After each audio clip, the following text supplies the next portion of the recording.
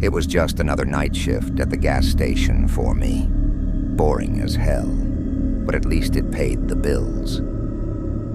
Around 2 a.m., this scruffy-looking dude comes wandering in. He looked pretty out of it, probably drunk or high on something. "You got any hot dogs cooking back there?" "Nah, man. Just chips and candy bars this late," I tell him. He stumbles around for a few minutes, grabs a Butterfinger and a bottle of wild turkey, and plops it down on the counter.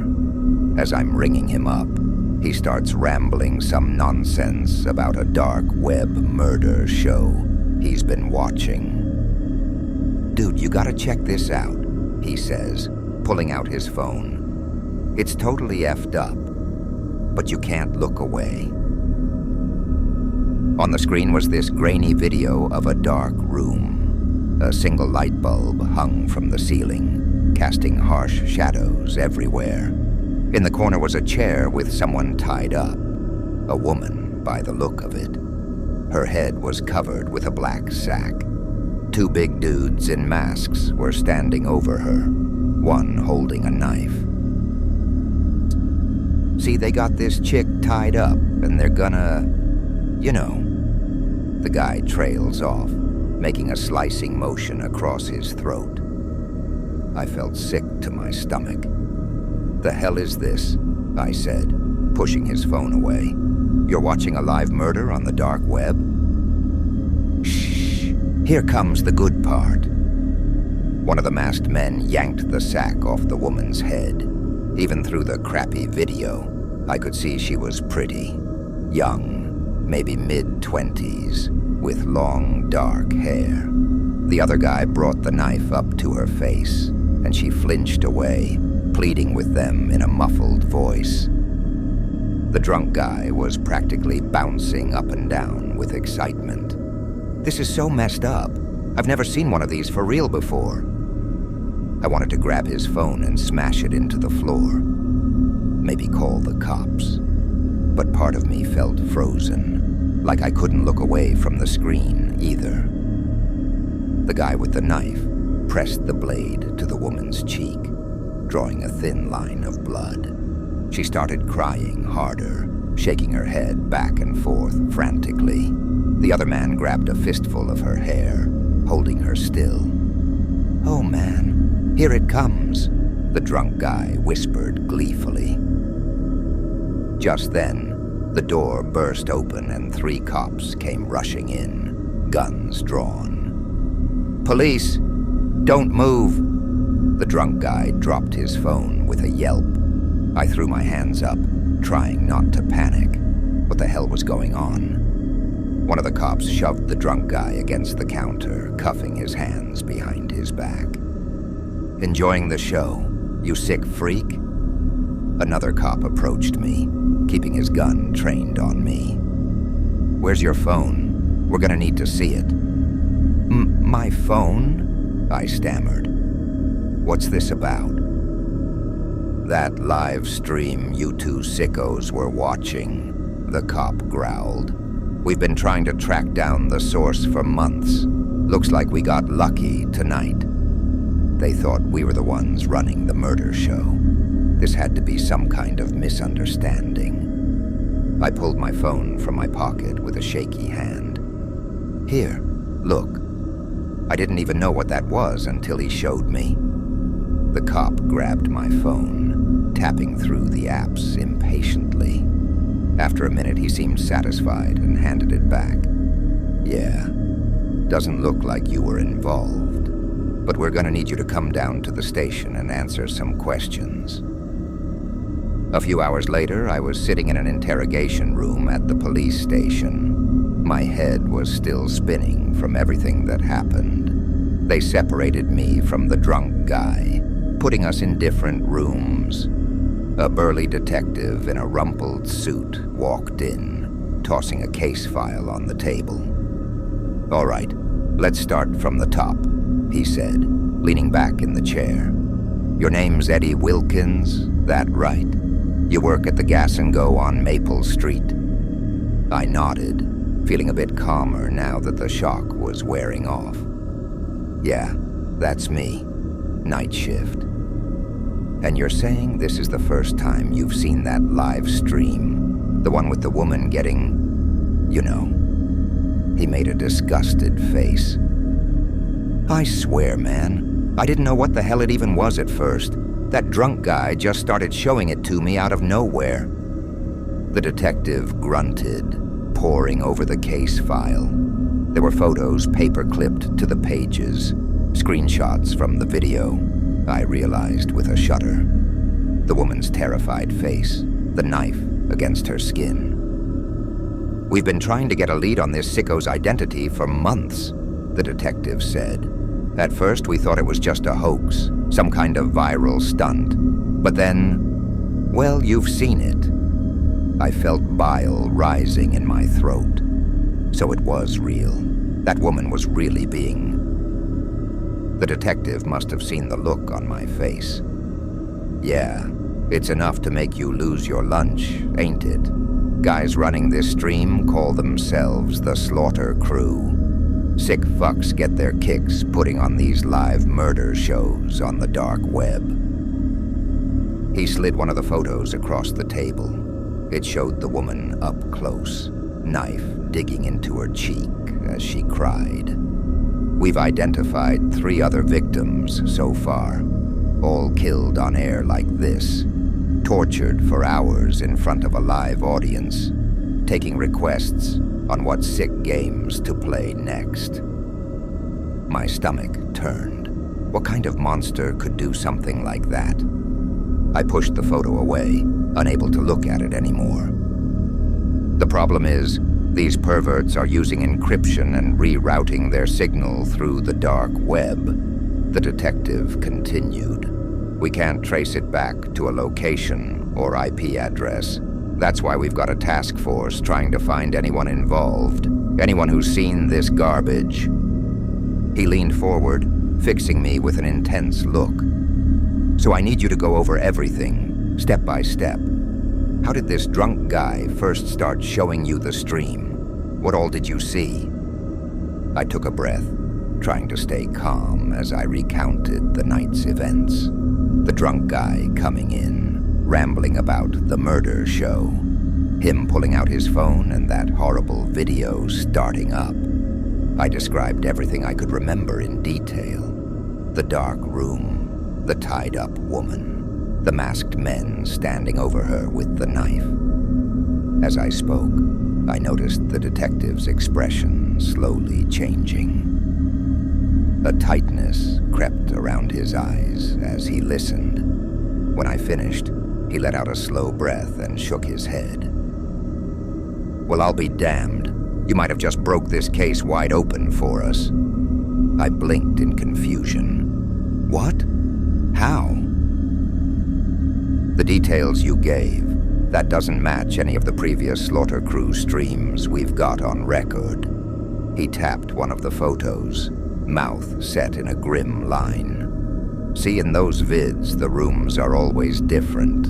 Abandoned buildings, basements, warehouses. And the guys are never wearing masks like that. My heart started pounding. Were they saying this was a new video? A fresh murder that no one had seen before? You sure that's exactly how it looked? The detective pressed. The room, the girl's description, everything. I nodded slowly, feeling a cold sweat prickling my skin. Yeah, that's what I saw. You don't think? I think that drunk POS you met tonight might be our first real lead on finding these twisted freaks. The detective's eyes burned with intensity. And if that woman's still alive, we might be able to get to her in time. From there, everything kicked into overdrive. More detectives and cops swarmed the station, running the drunk guy's ID and trying to track down where he could have been streaming from. The guy's name was Brent Colder, a local loser with a rap sheet as long as my arm. Possession, assault, you name it.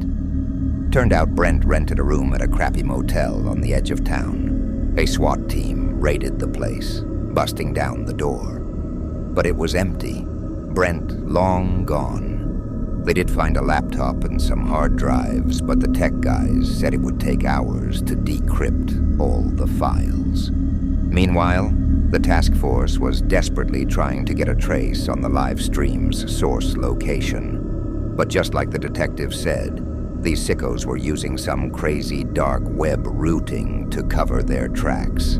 The signal was bouncing all over the world through hundreds of proxy servers and VPNs. I spent the next few hours being grilled by every cop and agent they could throw at me, describing that horrible video over and over, down to the smallest details. The dark room, the tied-up woman, the knife against her cheek.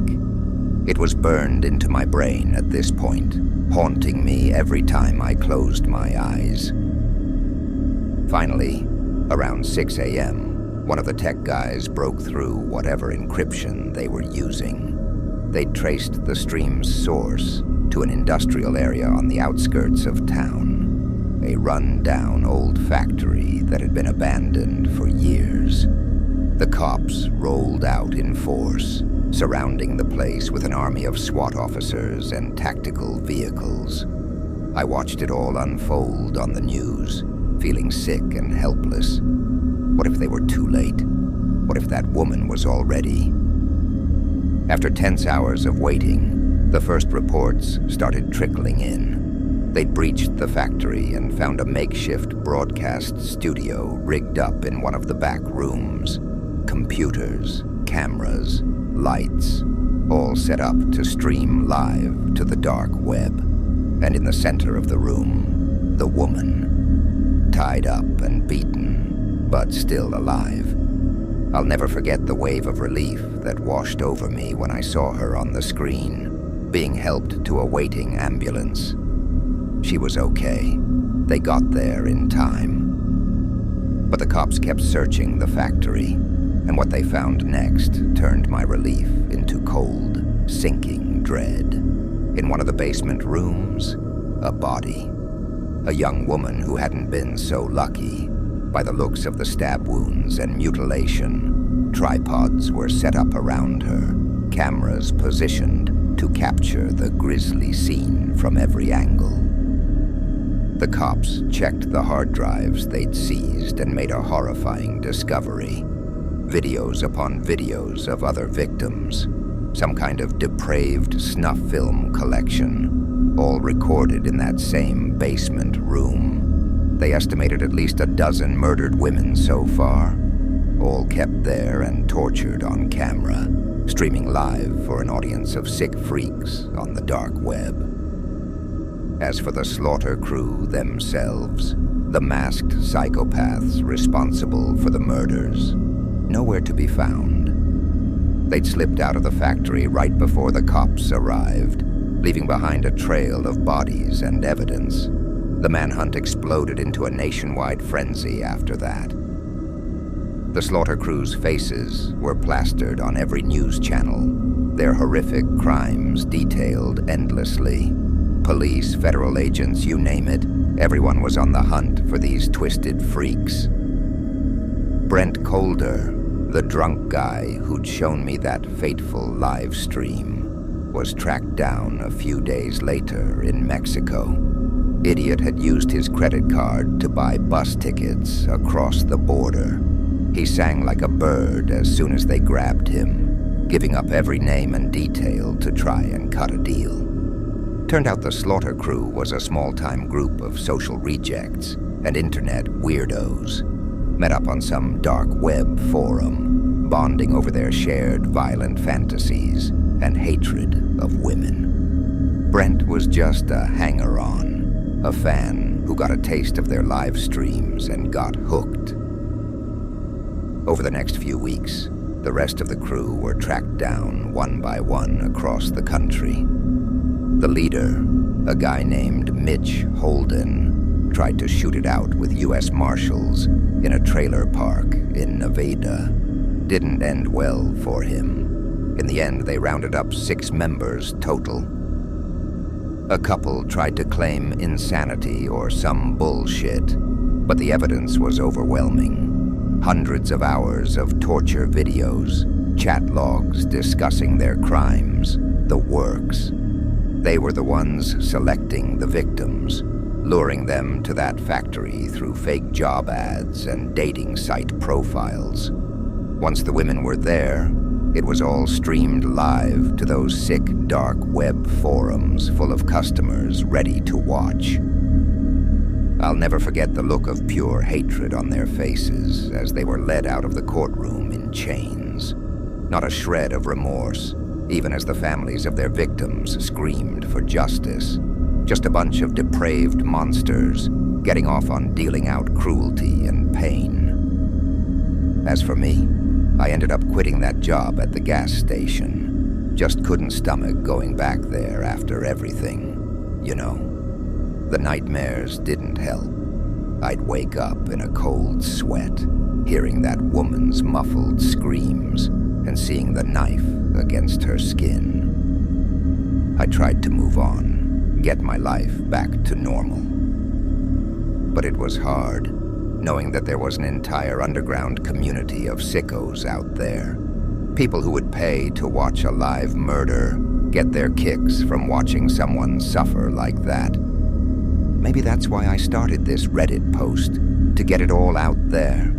Let people know about the dark reality happening on the fringes of the internet, in the darkest corners of the dark web. The slaughter crew was just the tip of the iceberg, I realized. For every group they busted, another 2 or 3 would pop up to take their place. I don't know. Maybe I'm just rambling at this point. It still all feels so unreal, even after all this time. I'll never forget that night, being an accidental witness to such depravity. Part of me wishes I could go back, unsee that horrible video, and just go about my boring gas station life. But I can't unring that bell. I'll never be able to look away again. Not really. Not when I know what kinds of monsters are lurking out there, waiting for someone to hit stream. Thank you for listening to this story. If you found it insightful, please like, subscribe, and share. Stay safe out there.